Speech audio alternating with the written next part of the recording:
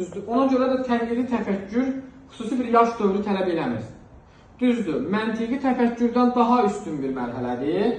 Amma ola bilər ki, uşaq kiçik yaşlarından həm məntiqi, həm də tənqidi düşünməyi bacarsın. Düzdür. Ola bilər ki, bacarmasın. Gəlsin çatsın 20 yaşına hələ də tənqidi yanaşmağı bacarmasın.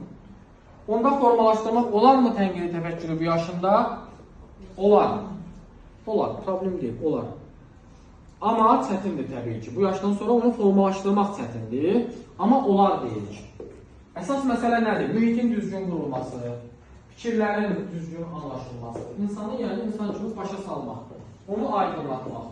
Biz əgər onunla müzakirələr təşkil etsək, diskusiyalar, müzakirələr, fikirlərini bildirməyə şərait yaratsaq, hörmətlə dinləsək və ona uyğun şəkildə davransaq, yavaş-yavaş görərik ki, o insanda da neyir? Dəyişmə baş verir.